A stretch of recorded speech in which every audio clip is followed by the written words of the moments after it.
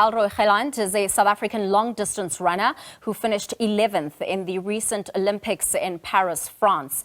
The 37-year-old was competing in his third Olympics, and he is also hoping to compete in the 2028 Los Angeles Olympics and beyond that. Our reporter, Vincent Sitsula, caught up with Gelant recently in Durban, where he finished second in the Hollywood Bets 10-kilometer race. What an incredible season for you. I mean, I wouldn't say many people wrote you off, but you still prove that still one of the best athletes in the country this season, based on what you've achieved. Yeah, I went through a dip a little, and it took a lot of mental strength, a lot of internal motivation, and I think that played a big role this year to motivate myself. And I showed myself, and I believed in myself that I can do it again. I know I've got the track record of having some speed, so I just thought this year, focus on your strong points, at what you're good at. So, and for me, the motivation was also trying to qualify for the Olympics, and I think that played a big role this journey in terms of the hunger and motivation. I wanted to get a third Olympics, and I think that was the big drive behind this whole performance of this year. And I'm sure the performance of the Olympics also gave you an assurance that you still have it in you, to still do it. Yeah, no, I'm positive with the Olympics, being 11th at the Olympics, and that also provides a nice platform, going into the next Olympics, being 11th. Now I can set my targets on saying, okay, maybe next Olympics I can try to go for a top 5, and then you're close to a medal, Olympic medal. So yeah, but that was a great performance, and I'm really, really happy about the 11th position. I mean, that was against the best of the world. There were Bukeles, your Kipchoge's. So yeah, to be 11th, it was just a great feeling for myself and also for my country and also for other athletes that I inspire. Yeah, and also racing with a countryman, Stephen Mukok, as well. I think that also gives you a boost as well. Yeah, no, I learned a lot from Stephen. He's got some good experience also being my teammate at the Olympics. He was a great motivation for myself when I was also still in high school. I looked up to him, I still look up to him because he's a great ambassador for our country as well as long distance running. So yeah, it is just an honor to always race against Stephen, So yeah, but for me it's also, we're also competitors, on the field once we get there.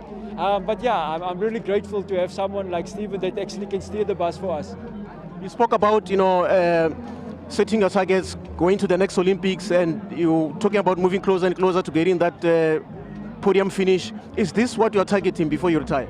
Yeah, this is what I was targeting, especially, Olympics is a 4-year plan, and we've done with the previous Olympics, so that 4-year cycle is starting now. And I mean, this race is also part of the new cycle towards Olympics. Yeah, so it's just a small steps, small targets that you need to set for yourself year after year. And yeah, I'm looking forward to 2028 LA. Maybe we can have more runners. Stephen said he wants to go for a 5th Olympics. And if we can have another 2 youngsters there, it will be really great. But I mean, the plan is starting now. And we need to start thinking of bringing back a medal for our country, like Joshua Tongane made, at Atlanta, where he got a gold medal for us as a country. The Kenyans are renowned for doing well in middle distance, long distance, and marathons and all that. Where do you think they get it right?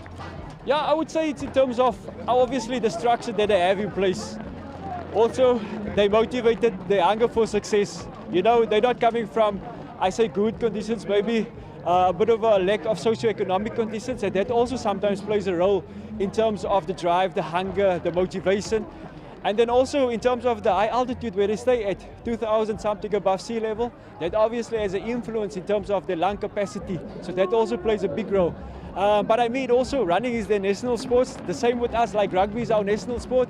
So there's a lot of support that goes into your national sport. Look at rugby in our country, a lot of financial support goes into it.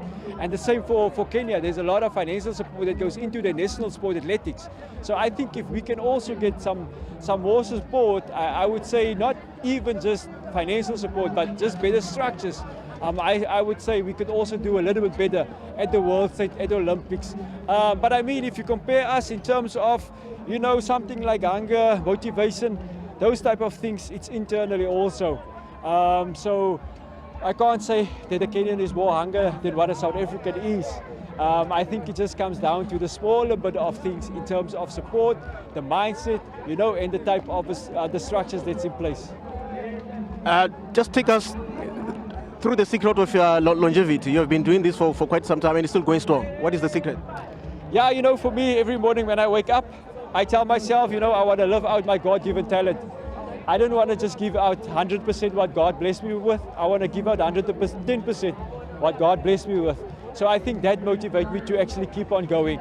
I want to give my best, and I want to always reach the ceiling almost with my talents. I don't want to come to a stage where I feel like, oh, maybe I've reached the ceiling now with my talent.